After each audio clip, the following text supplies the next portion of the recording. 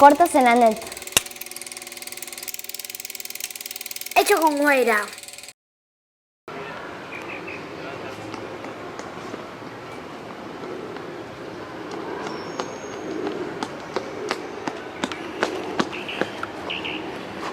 Es un sonido producido por la laringe y amplificado por las estructuras de resonancia que permite la comunicación oral.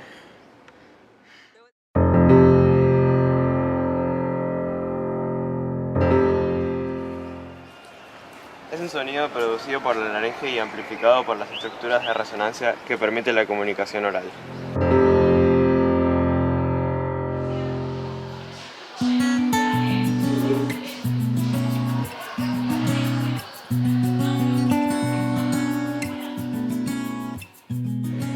La voz es un sonido producido por el aire al pasar por las cuerdas vocales ubicadas en la tráquea. La voz nos sirve para comunicar ideas, expresar sentimientos y entablar relaciones.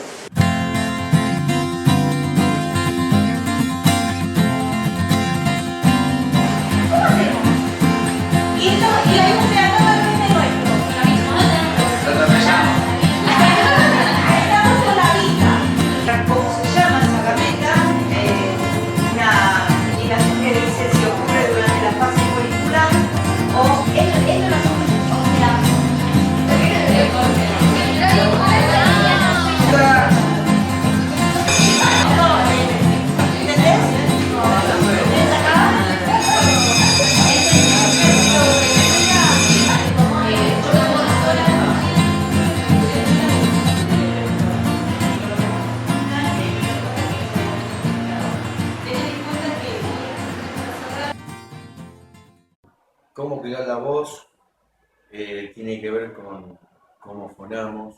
Bueno, hay un sistema de doble válvulas que comprende las cuerdas vocales y las cuerdas falsas, que están por encima de las cuerdas vocales. Son unas válvulas de cierre, estamos hablando de las bandas ventriculares, las que operan cuando uno tiene que levantar un peso. Cuando yo voy a fonar, cuando vamos a fonar, hay que tratar de evitar empujar el sonido, empujar el aire, porque se activa justamente la cadena muscular expiratoria, las bandas ventriculares que provocan un cierre. Este cierre está propuesto, como no tiene musculatura propia, por el músculo del tracto vocal de deglución y masticación, o sea que se estrecha el tracto.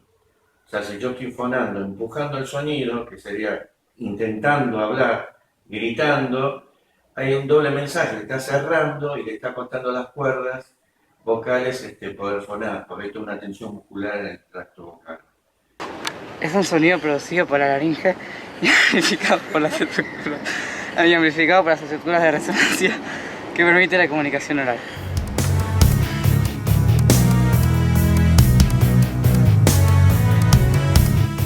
El año pasado tuve angina y no podía hablar. Sí, tuve hiatus mucho tiempo. El hiatus es un problema en las cuerdas vocales que es típico también del docente, que las cuerdas vocales son paralelas y vibran cuando vos hablás. Entonces, cuando hay una pequeña abertura, una pequeña diferencia entre ese paralelismo de las cuerdas, la vibración provoca una especie de silbido y la voz te sale siempre difónica. No sé si estoy curada del todo, pero ya hoy no tengo las difonías que tenía hace unos años atrás cuando trabajaba en primaria. Y sí, me he quedado un poco afónica, hablar fuerte para captar la atención, porque había por ahí distracción, a veces he gritado un poco. Bueno, típico que me tocó el día que tenía que dar examen y no tenía voz, después, bueno, de un largo día de trabajo y bueno, nada, no lo pude dar, pero bueno, la suerte de tener otra fecha para poder hacerlo. El anterior mes tuve problemas con la garganta debido a los cambios de clima abruptos y todo eso, y me era difícil respirar, casi no se podía escuchar lo que decía, hablaba en un tono bajo y así duró como un par de días. Creo que es algo que uno tiene que pasar en la labor docente. Todos tenemos que pasar por eso. Yo tuve en algún momento un problema, me lo hice ver. Yo tengo una especie de un problema crónico, un problema congénito en las cuerdas vocales, que se llama hiatus, que es algo que no se puede curar, entonces básicamente tenés que cuidarte. Y a partir de ese diagnóstico que me dieron, bueno, tomé mucha conciencia del uso de la voz y no volví a tener problemas. Básicamente es eso, el cuidado en el uso, la utilización. Por supuesto que cuando hay irritación en las cuerdas por el mal uso, genera patologías propias de la función vocal, que puede ser angina, faringitis, laringitis, porque permite que ingrese las bacterias, alguna irritación. Pero donde mayor tengo que poner cuidado es en cómo emito, cómo estoy fonando.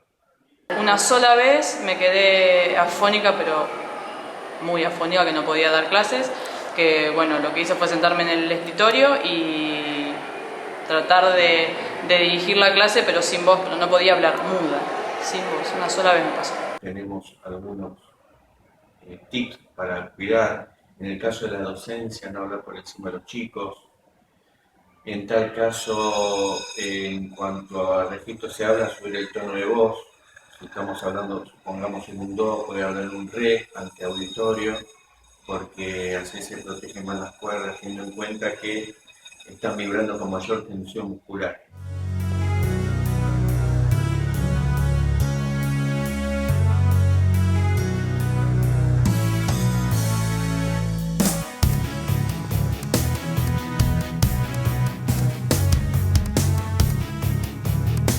No tomar cosas muy frías, no tomar cosas muy calientes, la miel, el jengibre. Miel con jengibre y limón caliente.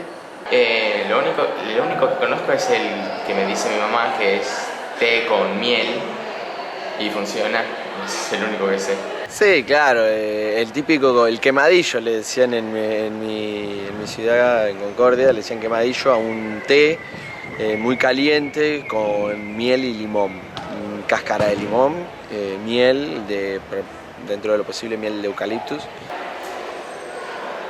Me dicen que hay que tomar té con jengibre, pero nunca lo probé, así que habría que intentarlo. El jengibre, ¿no? Siento que está hay como una moda del jengibre cuando estás mal de la garganta.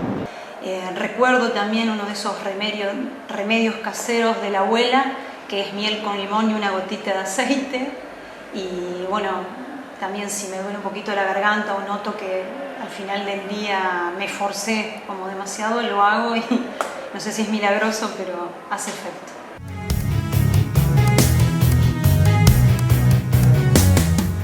No realizo ningún ejercicio antes de dar clase. La verdad que no. Debería, pero no. El secreto es no gritar en realidad. Cuando uno eleva, un truco que me enseñó la fonoaudióloga era acentuar en algunas vocales, ¿sí?, como el tono más elevado para darle el énfasis y la importancia, para no gritar. Entonces de esa manera iba logrando que la clase se callara y vos bajando el tono. Eso cuando trabajaba en primaria, que los chicos gritan, en general les cuesta escuchar.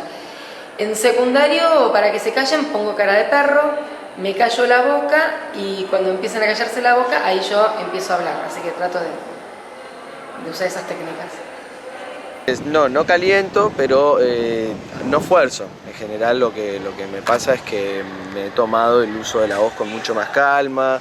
Me ayudó mucho a manejar el tiempo, los tiempos de hablar, los tiempos de callarse, los tiempos de levantar la voz, generar una intensidad distinta para cada momento de la clase o para cada momento del discurso que uno está pronunciando, ¿no? Y eso me ha ayudado mucho a no volver a tener ningún problema serio, ¿no? Previo a una clase intento un tema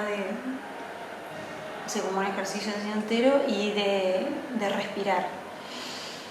Es un ejercicio, digamos, por el diafragma, que es como el globo, que yo noto que se me hincha un poquito y nada, y después baja. Y bueno, hasta el día de hoy eso tengo que decirlo.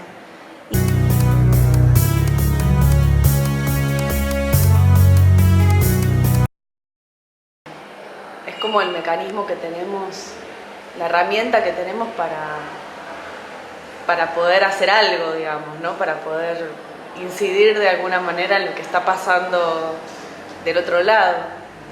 O sea, somos personas que tenemos que estar exponiendo constantemente adelante de los alumnos. Necesitamos tenerla en buenas condiciones para poder explicar. Creo que es importante la voz, ya que es algo necesario para sociabilizar, poder comunicarse con la gente, porque si no, no hablaríamos nada, hablaríamos lenguaje de señas o algo parecido. Bueno, es prácticamente, no sé si principal, pero es uno de los instrumentos elementales de la docencia, ¿no? Que uno transmite todo a través de la voz. Si uno está mal, la voz se apaga. Si uno no tiene proyección en la voz, no podés llegar a todo el curso, especialmente cuando hay ruidos afuera del aula.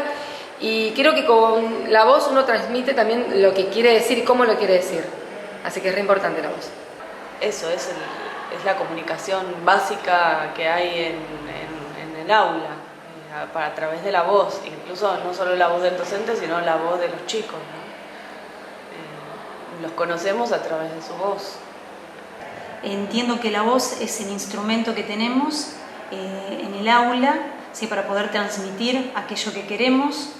Y yo siento que es importante porque es una forma de expresarse, de comunicación, de libertad también,